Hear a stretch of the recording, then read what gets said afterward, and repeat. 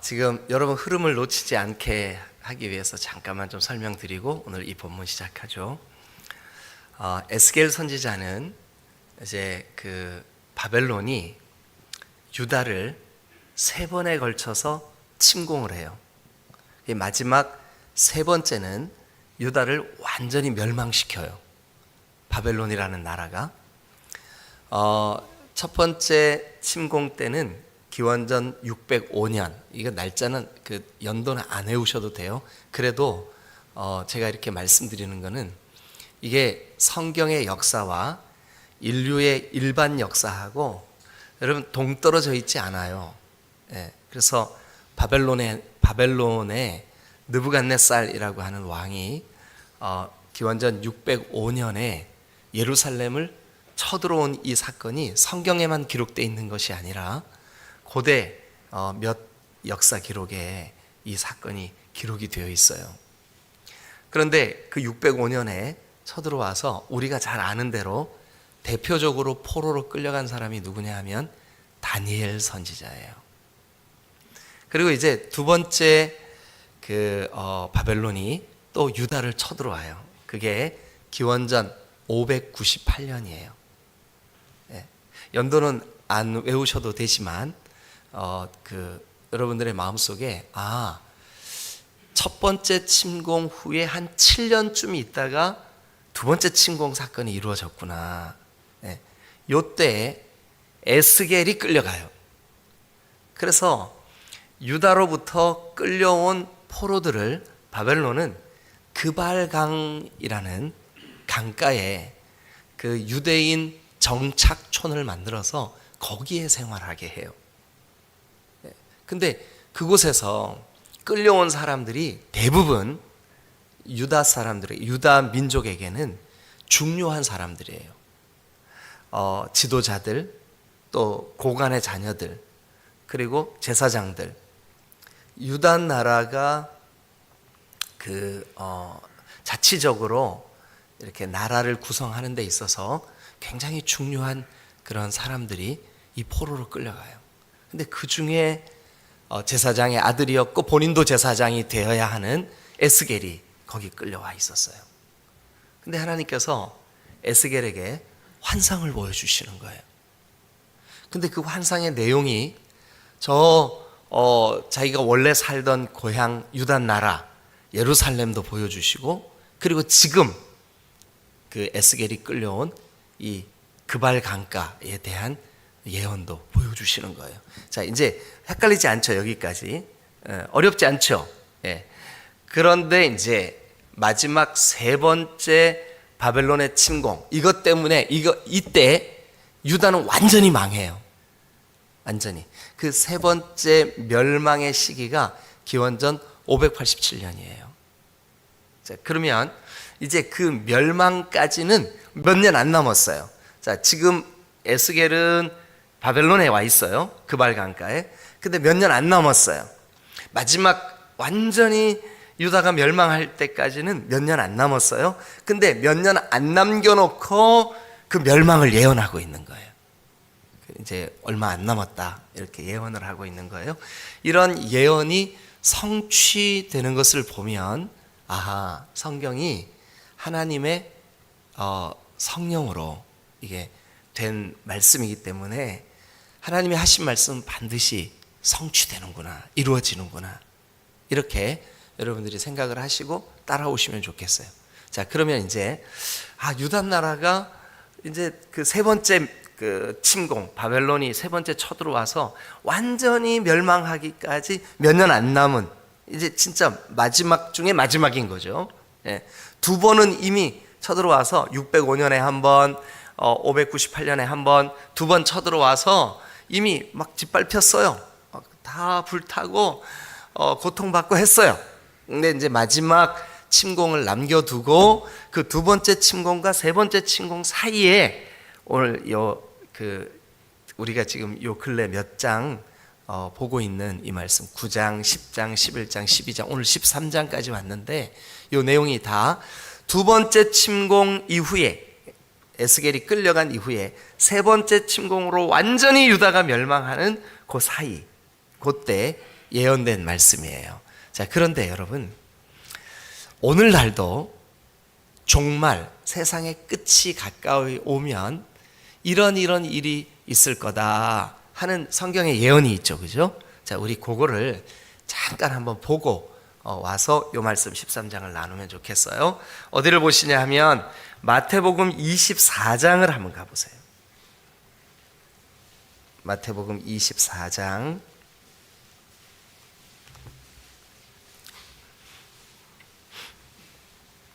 3절 끝에 주의 임하심과 찾으셨죠? 네, 3절 끝에 우리 목사님들이 좀 읽어주세요. 자, 시작. 또 주의 임하심과 세상 끝에는 무슨 징조가 있사오리까? 예, 주님이 이 땅에 다시 오실 때, 그러니까 주님의 임하심과 주님의 재림과 또 세상 끝에는, 그러니까 주님의 재림과 세상 끝을 하나로 묶어놨어요. 뭐뭐와 뭐뭐 이렇게.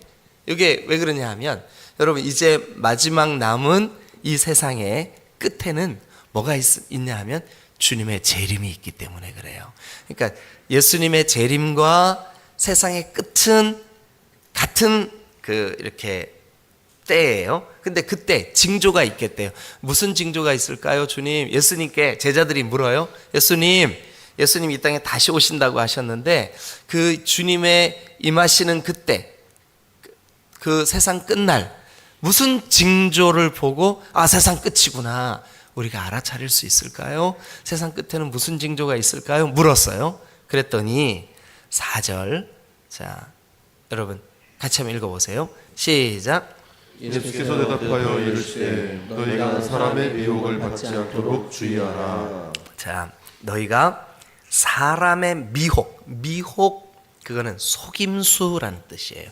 거짓. 자, 그러면 세상 끝에 예수님이 이 땅에 다시 재림하시고 또 세상의 끝이 다가오면 제일 먼저 예수께서 대답하여 이르시되, 예수께서 대답을 하셨어요. 뭐라고요? 세상 끝에 사람의 미혹받지 않도록 조심해.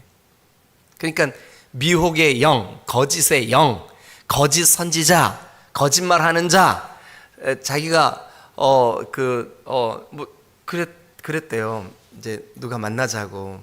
그래서 이제 나갔는데 나 어젯밤에 네 꿈 꿨어. 근데 네가 너무 고통받는 것 같더라. 그래가지고 나 오늘 너 만나자 그랬어. 근데 나중에 알고 보니까 신천지예요. 근데 이런 미혹이 우리 주변에 꼭 이런 이단들이나 신천지에만 있는 것이 아니라 우리 교회 안에도 그런 경우가 있어요. 교회 안에도. 내가 뭐가 필요해서 막 기도하는데 그 권사님 생각이 났어요. 완전 사기꾼입니다. 거짓말입니다. 세상 끝에는 이런 징조, 이런 미혹, 이런 거짓이 판을 칠 겁니다.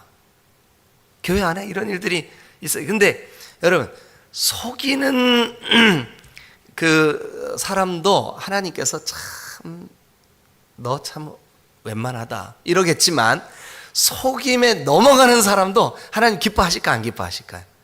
아이고, 야, 어떻게. 그러니까 속이는 자나 속아 넘어가는 자나 도찐, 뒤에는 여러분들이 하세요. 예. 그러니까 여러분들 주변에 아주 가깝게 있는 사람이 이렇게 내가 기도하는데 권사님이 위험에 처한 것 같아. 쓸데없는 소리 하지 말라고 그러세요. 꿀밤을 한 대 콱 먹이세요. 예. 왜냐하면 여러분 잘 기억하셔야 됩니다. 우리의 완전하고 유일한 선지자는 예수님밖에 없습니다. 이거 헷갈리시면 안 돼요. 그러니까 우리가 마지막을 사는, 우리가 이 마지막이 가까이 올수록 우리의 신앙과 삶의 기준은 성경이 되어야지, 이런 여러분들의 느낄 때 신비로움, 신비주의, 이게 요즘 아주 문제가 심각하게 이 한국 교회를 어지럽히고 있고 더럽히고 오염시키고 있는 그런 신앙의 형태예요. 예? 신앙의 형태. 요즘 그 유튜브에 진짜 박혁 이게 뭐 전도사도 아닌데 전도사로 된 적이 한 번도 없어요. 예. 그리고 침례교단에서도 전도사로 그 사람을 인정한 적이 없어요. 그런데 막 외국 같은데 진짜 아이돌처럼 잘 생겼어요. 막 이렇게 구찌 쫙 바르고 쫙 넘기고 옷도 아주 세련되게 입고 하나님이 보내서 왔다. 그래서 내가 지금부터 하는 말은 하나님이 주신 말씀이다. 여러분 다 뻥입니다. 이런 데 속아 넘어가면 안 돼. 그러니까 여러분 하나님이 왜 주님의 몸이신 교회와 그 교회가 줄기차게 성경을 풀어서 여러분들에게 설명하게 하실까요? 간단해요. 성도들의 삶의 표준은 하나님이 기록으로 남기신 말씀이 유일한 표준이에요. 왜 성경을 문자 기록으로 왜 남겼을까요? 헷갈리지 말라고. 문자는 오늘은 이렇게 썼다가 내일은 저렇게 썼다가 하지 않아요. 그러니까 헷갈릴 일이 없어요. 그런데 사람의 꿈이나 사람의 느낌은 오늘도 다르고 내일도 달라요. 제가 그 얘기 한번 예화를 들어서 설명한 적이 있잖아요. 제가 목회 초기에 경기도 하남에서 목회를 했었는데 감사하게도 우리 교회에 아주 신령한 여자 집사님이 한 분 계셨어요. 아주 신령합니다. 그런데 이분이 이제 기도를 막 해요. 이렇게 막 기도해요. 근데 기도할 때 꼭 이렇게 해요. 그렇게 기도해요. 그리고 기도하다 말고 이렇게 하는 거예요. 그리고 이제 누굴 찾아가. 근데 그때 이제 그래도 좀 괜찮게, 그러니까 좀 경제적으로 약간 좀 괜찮으신 분이 있는데 그분에게 자주 찾아가요. 그래서 주님이 나를 보냈다고, 돈 10만 원 빨리 내놓으라고 주님이 나를 보냈는데 빨리 좀 10만 원. 근데 또 그 사람 착해요. 그래갖고 10만 원을 줘. 주님이 달라고 그랬다는데 어떻게 안 줘요? 그래갖고 줘요. 네. 근데 어느 날 나 돈 없어요. 이건 아닌 것 같아. 그랬더니 이분이 그 여자분이 막 기도하더니 하나님의 재앙이 가정에 임할 것 같은데 막 이래요. 그러니까 또 무서워서 또 줘. 이거 여러분, 속이는 사람도 나쁘지만 속아 넘어가는 사람도 뭐예요? 하나님 안 기뻐하세요. 안 기뻐하세요. 여러분, 이런 일이 없도록 조심하시길 바라요. 오늘 딱 이 에스겔 13장이 그 말씀이에요. 자, 다시 여러분, 처음에 제가 서두에 뭐라 그랬어요? 유다가 세 번째 바벨론의 침공 때 완전 망한다 그랬죠. 그 망하는 게 마지막이에요. 유다 백성들에게는 끝이에요. 근데 그 망해가는 유다의 징조 중에 하나가 아까 마태복음 24장에 세상 끝날 그 마지막 때 징조가 뭐래요? 사람의 미혹이래. 미혹, 속임. 미혹되지 않기를 조심하래요. 예? 자, 그러면 오늘 에스겔 13장을 우리가 함께 보면서 이 유다가 멸망할 때도 제가 우리 이사야, 예레미야 때도 계속 이 똑같은 내용의 본문이 여러 번 등장했어요. 자, 한번 말씀 그대로 한번 쫓아가 보시자고요. 1절, 2절, 3절까지 한번 읽어보세요. 1절, 2절, 3절. 자, 우리 목사님들이 여러분들도 같이 읽으세요. 잘 내용을 보시면서 따라오세요. 시작. 여호와의 말씀이 내게 임하여 이르시되 인자야 너는 이스라엘에 예언하는 선지자들에게 경고하여 예언하되 자기 마음대로 예언하는 자에게 말하기를 너희는 여호와의 말씀을 들으라. 주 여호와의 말씀을 본 것이 없이 자기 심령을 따라 예언하는 어리석은 선지자에게 화가 있을진저. 자, 여러분 뒤에서부터 한번 가보겠습니다. 화 있을진저 누구에게요? 어리석은 선지자들. 이 어리석은 어리석다라고 하면 가짜라는 뜻이에요. 가짜, 거짓 선지자들. 근데 그 거짓 선지자들의 특징이 뭔데요? 거기 보니까 심령을 따라 예언해. 뭐가 없이 심령을 따라 예언해요. 여호와의 말씀에 본 것이 없이 자기의 심령을 따라. 자기 심령은 자기 마음대로라는 뜻이에요. 자기 마음대로. 예? 하나님이 주시지도 않았는데, 하나님이 말씀하시지도 않았는데, 하나님이 주신 말씀과 전혀 상관없이. 예. 그래서 여러분, 모세의 글에도 꿈꾸는 자, 그 꿈을 따라가는 자, 꿈을 의지하는 자 너희 가운데서 죽여버려라 이렇게 말씀하신 거예요. 왜 그러냐 하면 사람의 마음에 이 떠오르는 생각이나 기준이 없이 이렇게 자기의 느낌이나 또 꿈이나 이런 것들은 여러분 우리의 감정 상태에 따라 수시로 바뀔 수가 있어요. 나를 서운하게 한 사람, 그 사람에 대해서 꿈꿨어요. 좋게 꿈꿀까요? 나쁘게 꿈꿀까요? 아유, 그 너무 뻔한 거 아니에요? 네? 여러분 다시 한번 따라하세요. 우리의 유일한 선지자는 예수 그리스도뿐이다. 이거 여러분 흔들리지 마셔야 돼. 그러니까 우리 디딤돌교회의 신앙의 기준은 하나님이 주신 66권의 성경 말씀밖에 없음을 여러분 선포합니다. 예, 그러니까 우리 목회자들도 잘 들으세요. 성경 본문이 문맥상 전후 문맥이 정확하게 그 주제를 말하고 있는지 잘 파악하고 연구해서 설교하셔야 돼요. 하나님의 말씀을 잘 풀어주는 것 외에 우리가 해야 할 일은 없어요. 예. 예? 아시겠죠? 예. 그리고 여러분 절대로 교회 밖에서 성경 공부하지 마세요. 어디에 선교사로 다녀오신 분, 선교사님인데 진짜 말씀을 잘 쪼갠데 여러분 말씀은 쪼개지지 않습니다. 예? 말씀은 잘 쪼개지지 않아요. 예? 제가 언젠가 어디서더라? 하여튼 부흥회 인도를 하러 갔는지 그 말씀을 전하고 내려왔는데 저 뒤에서 인사하는데 그 인사하시는 집사님 한 분이 그러더라고요. 목사님 말씀 잘 쪼개시네요. 그래서 아니 어떻게 내가 말씀을 쪼개냐고. 말씀에 내가 쪼개져야지. 말씀은 하나님이세요. 왜냐하면 하나님이 하신 말씀이니까.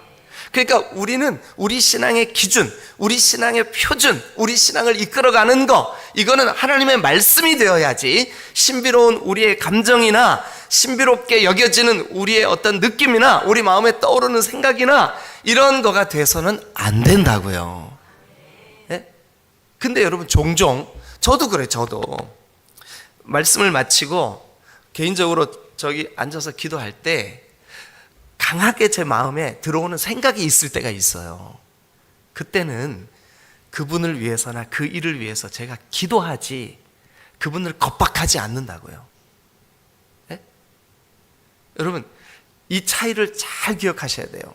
그래 누군가가 여러분들을 만나자고 하거나 여러분들을 찾아와서 마음에 드는 생각, 내가 꾼 꿈으로 말하면 속으로 겉으로 그러면 상처받으니까 사탄아 물러가라. 그렇게 하세요. 아멘. 네. 그런 일이 결단코 있어서는 안 될 줄로 믿습니다. 자, 그래서 여러분 3절을 다시 보세요. 다시 읽으세요. 3절 시작. 주 여호와의 말씀에 본 것이 없이 자기 심령을 따라 예언하는 어리석은 선지자에게 화가 있을진저. 네, 요게 에스겔이 예언할 때 유다가 멸망해 가는 조국, 그러니까 유다 입장에서는 이게 세상 끝날이에요.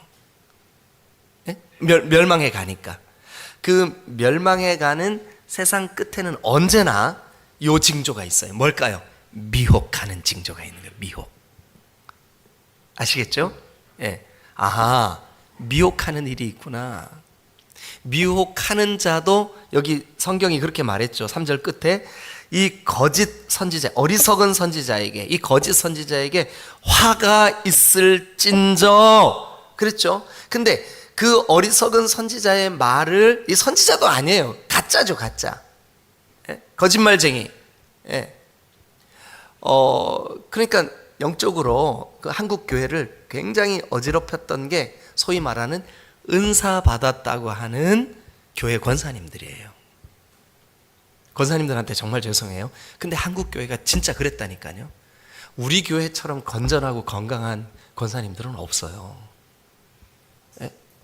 아니 진짜 권사로 세워지려면 기도 많이 해야 되잖아요. 기도 많이 하시는 분들이 권사님으로 세워지잖아요. 대부분. 그죠? 아니 대부분. 근데 기도 많이 하시는 분들이 이 올무에 빠지는 경우가 많다니까요. 우리가 진짜 깨어서 기도하면 말씀이 깨달아질 줄로 믿습니다. 진짜 깨어서 기도하는 사람에게는 기록된 하나님의 말씀이 은혜가 되는 거지, 예? 이 신비로운 이런 거짓 예언자들, 거짓 선지, 거짓말하는 자들에게 미혹되지 않는다고요. 자, 두 번째. 그러니까 지금 이 에스겔 13장은 거짓말하는 자들에 대한 얘기구나. 그럼 이제 4절과 5절도 한번 읽어보시죠. 4절 먼저 읽으세요. 4절 시작. 이스라엘아 너희 선지자들은 황무지에 있는 여우 같으니라. 자, 황무지에 있는 여우. 이게 황무지에 있는 여우 한번 밑줄 그어보세요. 근데 성경을 볼 때 우리나라에 여우가 많지 않잖아요. 그리고 또 우리나라 황무지가 별로 없잖아요. 그죠? 그래서 황무지에 있는 여우가 무슨 뜻일까? 여러분 좀 의아해 하실 거예요.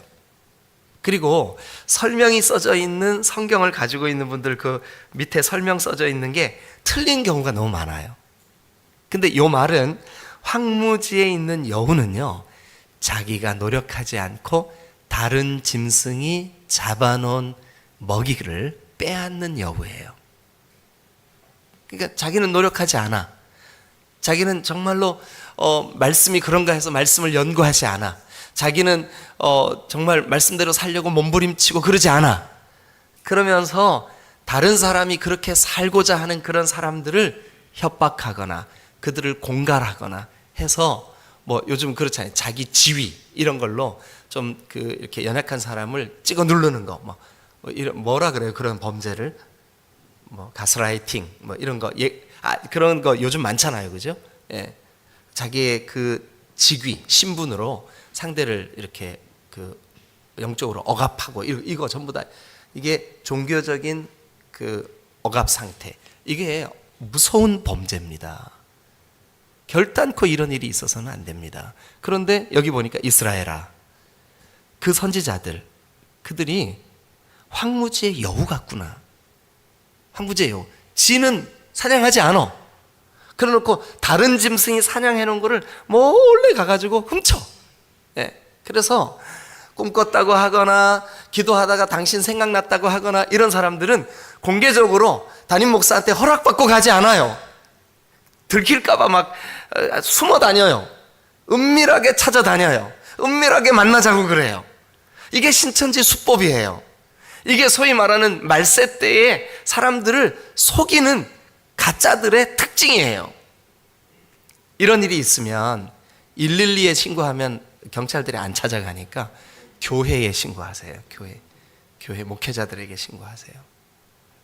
우리 교회에서는 결단코 이런 일이 있어서는 안 되겠고, 만약에 있다 그러면 그 사람은 가짜라는 것을 꼭 기억하시기를 주님의 이름으로 진짜 부탁드립니다. 아멘. 예. 그래서 첫 번째는 하나님이 주시지도 않았는데 자기 마음에 떠오르는 생각으로 예언하는 자, 화 있을 진저. 4절에는 자기는 사냥하지도 않아, 자기는 노력하지도 않았는데 남의 것을 빼앗으려고 하는 그런 황무지의 여우 같은 그런 자는 화 있을진저. 5절 다 같이 읽어주세요. 자, 시작. 너희 선지자들이 성 무너진 곳에 올라가지도 아니하였으며 이스라엘 족속을 위하여 여호와의 날에 전쟁에서 견디게 하려고 성벽을 수축하지도 아니하였느니라. 네, 그 거짓 선지자들은 정말 영혼을 위해, 또 하나님의 거룩한 교회를 위해, 또 정말 주님이 세우신 이런 질서와 이런 모든 것들을 위해 땀 흘려 수고하지 않았어요. 성을 쌓거나 성을 쌓는 일에 함께 하지 않았어요. 그런데 그들이 자기가 선지자라고 말하고 거짓 예언을 말하고 가짜를 말해요. 그런데 이게 요 에스겔의 때에만 그런 게 아니에요. 예수님이 장차 이 땅의 마지막 때에도 사람에게 미혹받지 않기를 조심해라. 그 미혹, 속임수에 넘어가지 않기를 조심해라. 예. 여러분, 만약 여러분들이 그 속임수에 넘어간다 그러면, 속임수에 넘어가는 사람도 너는 속았으니까 넌 괜찮아, 이렇지 않다고요. 동일하게 하나님이 여기 오늘 성경의 말씀대로라면 화 있을진저. 아멘. 네, 그래서 여러분 3절 끝에 화가 있을진저 동그라미 쳐놓으세요. 화가 있을진저. 자, 이제 6절도 한번 보시자고요. 6절 다 같이 읽겠습니다. 시작. 여호와께서 말씀하셨다고 하는 자들이 허탄한 것과 거짓된 점괘를 보며 사람들에게 그 말이 확실히 이루어지기를 바라게 하거니와 그들은 여호와가 보낸 자가 아니라. 예, 그들은 하나님이 보낸 자가 아니에요. 하나님이 보낸 자가 아니에요. 자, 그러면 여호와께서 말씀하셨다라고 하는 것은 오직 기록된 66권의 성경을 벗어나지 않아요. 그러니까 우리의 관심은 이 하나님의 말씀인 성경이 뭐라고 말하고 있는지를 듣고 깨닫고 묵상하고 공부하고 하는 거지. 오늘 저 거짓 선지자들이 허탄한 말 하는 것에 귀 기울이셔는 안 된다고요. 그래서 여러분 6절이 우리에게 이렇게 말합니다. 허탄한 것과 거짓된 점괘를 보며 사람들에게 그 말이 확실히 이루어지기를 바라게 하거니와 그들은 하나님이 보낸 자가 아니라. 밑줄 그으세요. 그들은 여호와가 보낸 자가 아니라. 아멘? 예, 여호와가 보낸 자가 아니에요. 예? 우리가 이 부분에 대해서는 앞으로는 결단코 헷갈리거나 또 여러분들이 혼란을 겪지 않기를 주님의 이름으로 축원합니다. 아, 내가 신앙생활을 하면서 관심을 기울이고 해야 되는 것은 하나님께서 성령으로 감동하셔서 여러 저자들을 통해서 기록하게 하신 이 66권의 성경, 이 66권의 우리 구주 예수 그리스도 유일한 나의 선지자이신 주님이 말씀하신 그 말씀의 뜻, 그 말씀의 내용, 그 말씀의 의미가 무엇이냐가 여기 깨달아지고 여기 새겨져서 그 말씀을 가지고 살아가는 게 내가 해야 할 일이지. 예? 기도하는데 네가 떠올랐는데 너한테 가서 그 내 필요를 얘기하면 주실 거다 그랬다. 이런 사기꾼이 어디 있어요? 예? 그거는 영적인 것도 아니고 그거는 신비로운 것도 아니고 거짓말이요, 사기꾼이요. 하나님이 여기 성경에 화 있을진저. 예? 이게 근데 참 놀랍죠. 시대 끝마다 이런 일들이 벌어져요. 요 지금 에스겔 13장도 정확하게 유다가 멸망하려고 하는 요 시기에 이런 일들 벌어지겠다는 거예요. 그런데 예수님도 세상 끝날에 어떤 일이 벌어질까요? 하고 묻는 제자들에게 제일 먼저 하신 말, 사람들에게 미혹되지 않기를 조심해라. 조심해라. 예? 여러분, 이 말씀에 여러분들의 그 심령이 결정돼야 돼요. 아하, 내가 이제 앞으로 내 신앙, 내 주님이 나를 부르시는 그날까지 내 신앙의 유일한 표준, 유일한 캐논, 유일한 기준은 기록된 66권의 말씀밖에 없구나. 이걸 벗어나면 안 되는 거구나. 아멘. 예, 여러분 다 아멘 하셨어요? 예. 자, 그 다음에 여러분 우리가 그러면 하나님께서 이제 7절도 한번 좀 보시죠. 7절, 8절까지 우리 계속해서 한번 읽어보겠습니다. 7절 시작. 너희가 말하기는 여호와의 말씀이라 해도 내가 말한 것이 아닌지. 다시 한번. 너희가 말하기는 여호와의 말씀이라 하여도 내가 하나님이 말한 것이 아닌즉. 그 다음에요. 계속. 어찌 허탄한 묵시를 보며 거짓된 점괘를 말한 것이 아니냐. 예. 어찌 내가 말하지도 않았는데 그들이 내가 말했다고 너희들을 미혹할 때 그게 어찌 내가 말한 것이 되겠냐. 아니라는 거예요. 자, 그러면 8절도 한번 읽어보시죠. 시작. 그러므로 주 여호와께서 이같이 말씀하셨느니라. 너희가 허탄한 것을 말하며 거짓된 것을 보았은즉 내가 너희를 치리라. 예, 그렇게 하는 사람들, 거짓된 말을 하고 허탄한 것을 가서 말하고 그래서 사람들을 미혹하게 하고 그 사람들을 근심케 하고, 예, 그런 사람들을 여기 보니까 하나님이 내가 너희를 치리라. 내가 너희를 그냥 두지 않겠다는 거예요. 이게 바로 거짓 선지자 이세벨의 영이요. 이게 바로 가짜 그 그러니까 사기꾼들의 특징이에요. 자, 그러면 그런 선지자들에게 하나님이 어떻게 하시나 한번 보시죠. 9절. 하나님이 어떻게 하실까요? 그런 선지자들에게. 시작. 그 선지자들이 허탄한 묵시를 보며 거짓 것을 것을 점쳤으니 내 손이 그들을 쳐서 거기 밑줄 그으세요. 내 손이 그들을 쳐서 반드시 하나님이 그들을 치시겠대. 반드시 그들을 치시겠대요. 예? 그 다음에요. 내 손이 그들을 치고 또 그 다음에 뭐래요? 내 백성의 공회에 들어오지 못하게 네, 하며 내 백성의 모임, 내 백성의 예배, 내 백성의 사랑으로 서로 교제하는 그 교제회에 들어오지 못하겠대요. 그러니까 하나님이 하나님의 예배 공동체에 이 사람들 들어오지 못하게 하겠대요. 그런데 안타깝지만 오늘날도 그 뭐 10년 전, 20년 전 되는 한국 교회가 그런데 그냥 속아 넘어갔다고 치시자고요. 근데 오늘날도 이런 일들이 아주 많아요. 아주 많아. 예?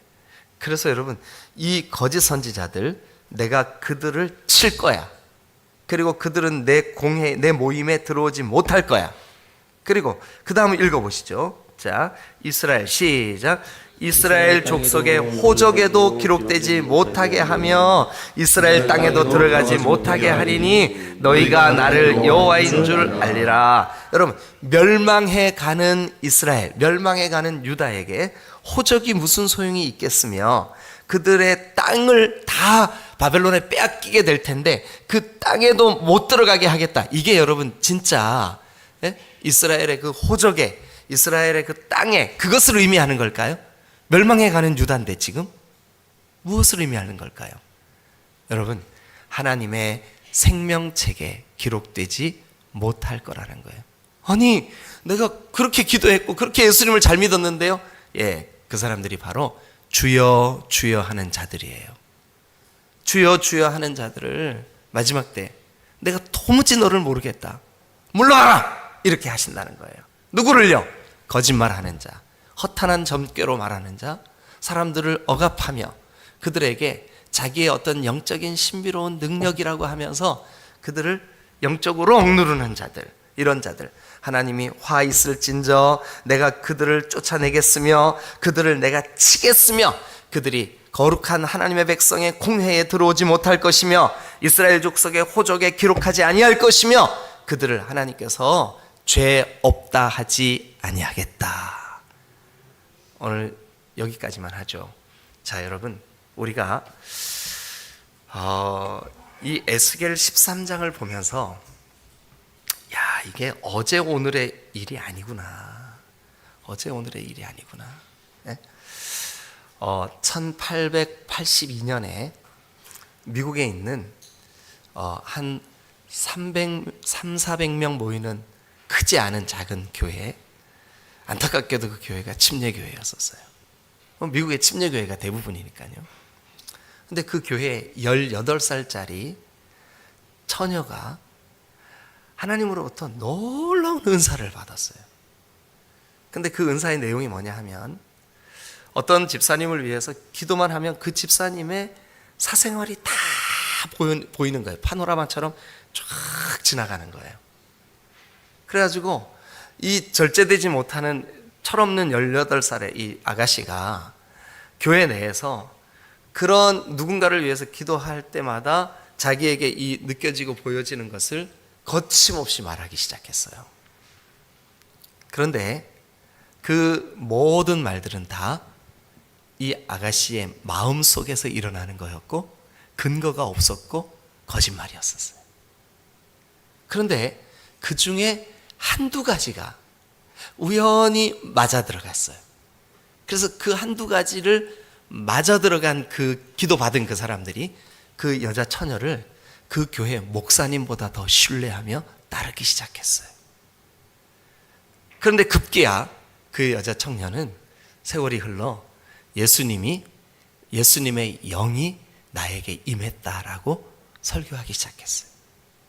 그리고 그를 따르는 자들이 그 주변에 1명, 2명 점점 늘어나기 시작했어요. 그리고 그는 이제 급기야 이렇게 했어요. 여러분, 1891년 몇 월 며칠에 예수님이 이 땅에 재림하시는데 나를 통해 나를 힘입어 이 땅에 재림하게 될 겁니다 라고 설교를 했어요. 그런데 그날 그런 일이 벌어지지 않았어요. 그리고 그 여자아이가, 그 여자 청년이 세상에서 소멸된 줄 알았어요. 그런데 그 그룹이 계속해서 살아남았는데 지금도 그를 추종하는 사람들이 있어요. 그게 바로 여호와의 증인이에요. 존 화이트라고 하는 여자 청년. 이렇게 무서운 거예요. 여러분, 이게 에스겔 13장에만 있는 이야기가 아닙니다.